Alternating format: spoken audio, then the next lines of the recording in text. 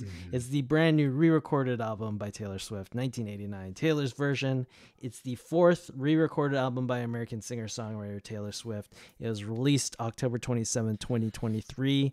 1989 is originally Swift's fifth studio album from 2014.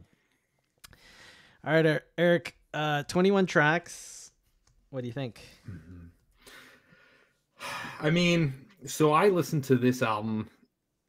I listened to the old album, and even what I did was I made a playlist. So, like from songs 1 to 12 or whatever, I had the original recorded version and then this new Taylor's version play after it. So it was almost like my mind was kind of being a little bit like warped.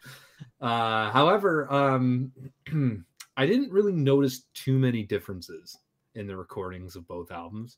I did find that the original 1989, it was obviously with the touch of Max Martin, so there's a lot more like synth heavy sounds to the album, whereas this one, like they did a really good job of making it like verbatim almost, but there was so little differences that it didn't really make a difference for me whether this album was just better than the original recording. I did enjoy, I found that the backup vocals were slightly more present in this album, which I quite enjoy.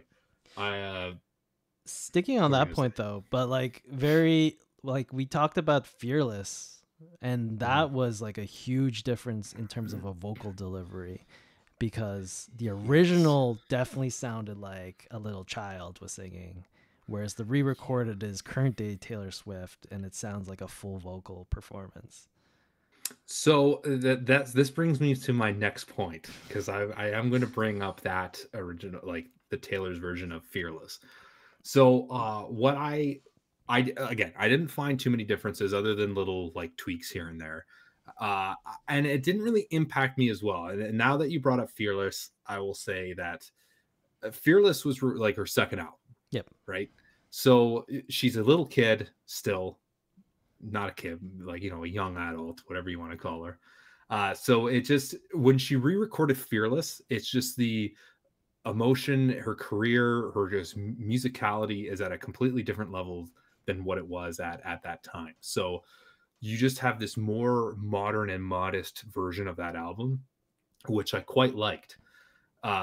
And I think that when she re-records her first album, and like I feel like you're gonna get that same awe factor as you got Fearless. I felt that this was the weaker album of the Taylor versions.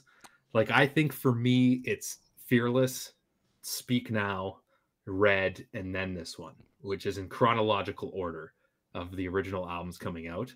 And I think there's a lot more to change, because when she's re-recorded this album, or when she first came out with this album, I should say, she's kind of like, you know, created her sound and what she kind of wants it to be. So there really isn't much changing for her for this album. So that's where I felt it was kind of just like, whatever.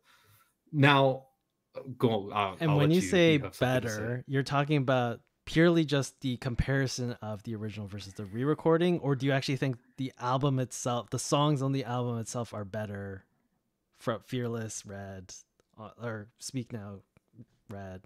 In terms of her Taylor's version, okay. I think that's the order how I would rank it, not all her albums put together. I think that with her re-recorded albums, I would rank Fearless as the top one right now, just because there is that huge difference and huge jump of her sound, what she sounds like now, the emotion she can put behind it, the knowledge that she has with music, and I feel that it's not like when she starts re-recording like her later, like her albums that are more recent, I feel like it's going to be the same as this one. She's only going to Reputation, I believe, if I'm not mistaken. Yeah. So when she does Reputation, I don't think there's going to be much of a difference either in that one. Now, I will say it sounds amazing. it sounds pretty close to the original. And I did enjoy listening to the Taylor's Vault songs because they're new songs. And I know we mentioned last week on the podcast that we should have, like, they should just do a vault, like Album, volume, yeah. volume one, right? And then you can have volumes for each album that she's came out with. But I did find that there were a couple songs on this album or on the vault version that should have been in the album, in my opinion. Oh, And one of interesting. them was Say Don't Go. I thought that should have ended up on the album. I really dug that song. And Suburban Legends was the other one. Oh, I thought okay. should have been on the album. Go on. I thought the Vault songs, to be honest, shouldn't have been on this album. Not because of the length, because I think we've discussed like at length at why they should have just kept the track length and separated it into a separate album. But these songs all sound too much of current era. Like they could have been on Midnights. Is like when I listen to these songs, they're all very synth heavy, sort of atmospheric. There's a lot of vocal manipulation in terms of effects. Like from a vibe standpoint, it just very like Midnight's post, Okay. right? So like I felt like there was sort of a hard like 90-degree turn once I got into the Vault songs from the rest of 1989. Not to say they were good songs, but I don't know. I don't know if they belonged here.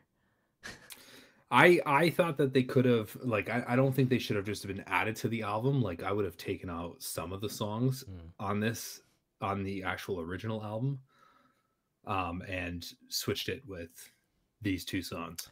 Ooh, interesting. And just to reiterate, the original 1989 is 13 tracks, so it goes all the way to clean, and then the Yeah. deluxe version adds on 3 more songs, which goes to New Romantics. So anything 17, so Slut all the way to Is It Over Now 21, those are the Vault songs. Now, like, it's interesting because then it comes down to, like, are we reviewing the 1989 album or are we reviewing the Taylor's version? Because that's how similar The Taylor's version. the Yeah. Taylor's version is, right? So, like, I mean, if we're just reviewing the Taylor's version, it's like, I don't know. Like, I actually really liked the original album cover too. Like, I thought there was something just very, like, just vintage about it, right? Because this is the year she's born. Yeah. Right. So it's literally literally like, 90s. yeah, it totally is. It has that, like, what the hell do you call it? Polaroid. Polaroid. Thank you. Yeah. And so I really like that. I don't know. It just didn't hook me this one. Like, obviously, like, I'm like, oh yeah, I know this song, Shake It Off. Like, Yeah. and it's like, these are big songs that obviously are added to her catalog. When right? I was listening to this, I was just like, I can't believe all these songs are on this album. Like up to like maybe 13 or 12, somewhere there is where I sort of dropped off. But like the first 10 songs, I'm just like, holy shit. Every single song so far is just an A plus, like mastercraft in pop music. It's so good, these songs. It is. And it leaves you going humming them. Yeah. Like, I've been humming this album this whole week. This whole past week, I've been humming this album, and I guess I was just disappointed because it didn't have that same awe factor as Fearless got me.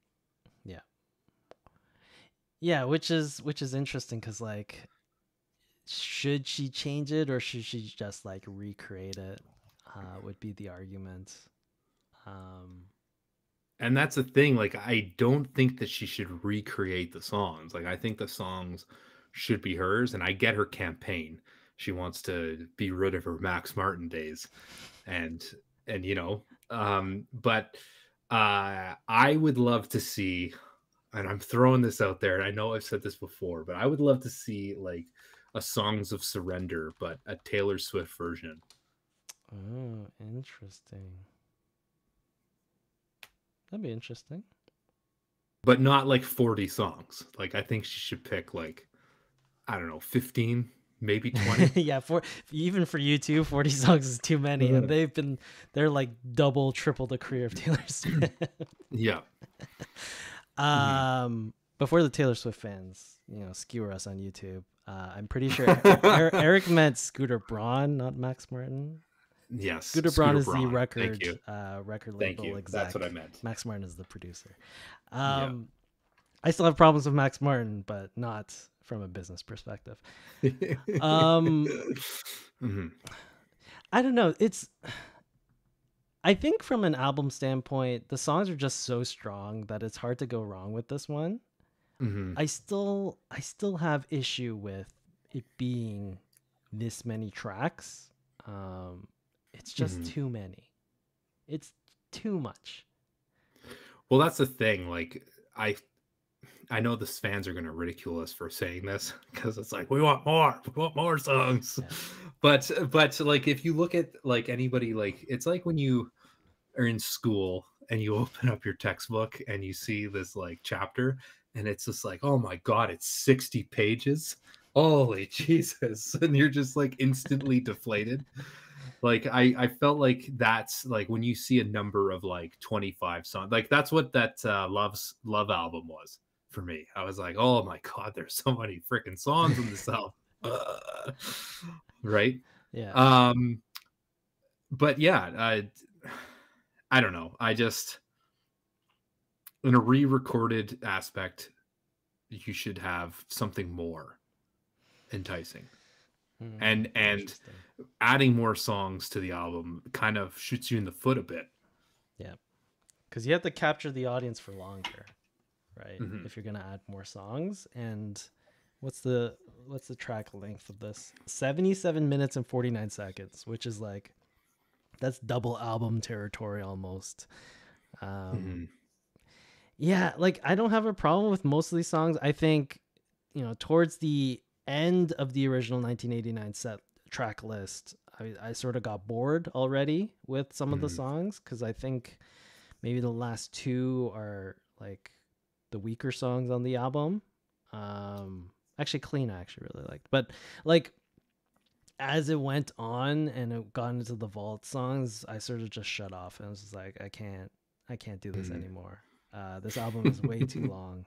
Like if it was separated out as we discussed before, I think this would be like 10 out of 10 for me. But with it being this long and like a lot of the songs don't sound like they belong in this album, the vault song specifically, I don't know. It's just, it like brings it down so much for me. It totally does, because like even, and I'm going to use this as an example because it's one of my favorite bands in the whole world, just to give people perspective. It's not just like I'm picking on Taylor Swift here, but the Tragically Hip. So they just re-released Bob Cajun, and they added songs kind of similar to Taylor Swift, like in the vault, but they're not calling it that. They're just songs, and I like the new songs. As a hip fan, I'm like, these songs are sick. They're awesome, but I don't think it should be added onto the Bob Cajun album. I think you should just, come out with, the Bob Cajun Vault or whatever. Like this is the era where we wrote these songs and we want to share them with you guys. Like, because I don't think that's going to deter anybody from picking that up, because your diehard fans are going to jump all over that. Yeah. But I think almost like disguising it as, no, this is 1989. it's not.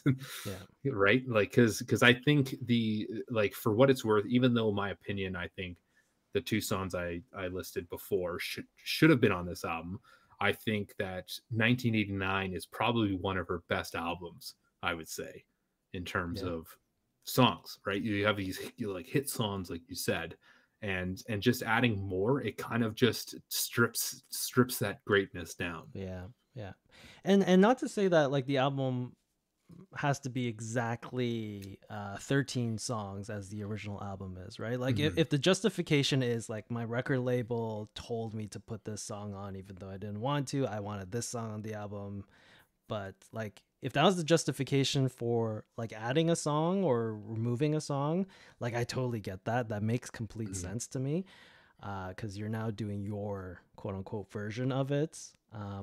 But I think just adding these extra like B-sides to an album is just like not it doesn't make the album better. It takes away from it.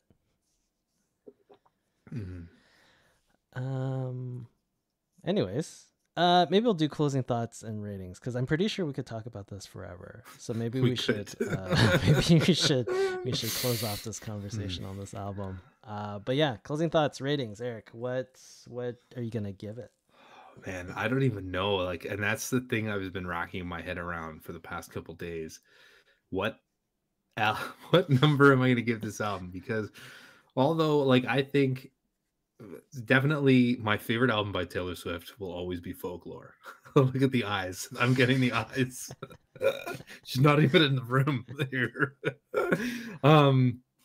So I think Folklore is definitely her best album, and it'd be interesting. We should rate her albums one day. But I like compare it to the original, like mixing. Like I understand her campaign and I respect the hell out of it, and that's what's skewing my thing because, like when you re-record something, I want something a little bit more. Whether it's like you change this part out with a bass guitar or I don't care. Just like give me something new. Something to like not so much where it changes the song, and that's where I'm struggling here. Like, am I rating the original 1989 or am I rating this one? So, maybe you just do both. Maybe just give a number for the original one and then give a number for this one. Okay, I think that this Taylor's version is going to be a 7 out of 10. Okay. 7 out of 10, and I think 1989, the original, would have been a 9 out of 10. Oh shit, that different, eh? Like I'm almost even like I'm giving a little bit of leeway here because I would almost give this a 6. Yeah, that's sort of where I'm actually sitting up myself. Like this Taylor's version, for my gut says it's a 6 out of 10. As good of tracks 1 to 13 are, and oh my god, there's so many good songs on this album. 60% of this album is freaking genius, and then 40% of this album I'm just like I couldn't care about it. Exactly. It's like it's so crazy because like some of these songs are just so good where if they're on their own they're like 10 out of 10 for sure. But there's just too many B-sides here where it just brings everything down and it feels like filler, or it feels like it shouldn't be on this album, which is unfortunate because I would agree with you. Like this is like in terms of pop hits, this is her best album. Like it's got so many hit singles on it and it's like so many memorable stuff, but yeah, this Taylor's version is like a 6 out of 10 for me. And then the original is, I agree with you. It's a 9 out of 10. I'm going to stick with my 7 because I really enjoy backup vocals and songs. I don't think a lot of bands utilize them enough. And I just really love like how she emphasized more of her higher pitch in some of the songs.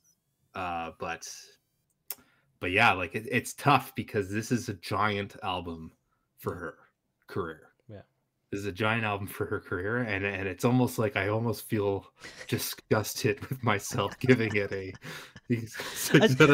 Like honestly, it's literally nothing wrong with some like most of these songs. Nothing wrong with it, how it's recorded, how it sounds, because it sounds like a phenomenal record. But if you start taking songs off the track list, this album gets better. As a whole, does, right? It does. The flow makes more sense. Yeah. Right. Yeah. Anyways, I highly definitely like listen to this album because yes, honestly, these are some of Taylor Swift's like best songs she's ever written. Absolutely. They're so and good. This is like her songwriting entering another tier. Yeah. In terms of like her lyrics, everything. Just even hooks. Instrumentation, right? It's no longer it's no longer just drums, bass, guitar, vocals, right? and a single keyboard. There's a bunch of vocal effects. There's a bunch of different horns and keyboards and stuff like that. So yeah. I mean, we'll see what the fan mail says next week.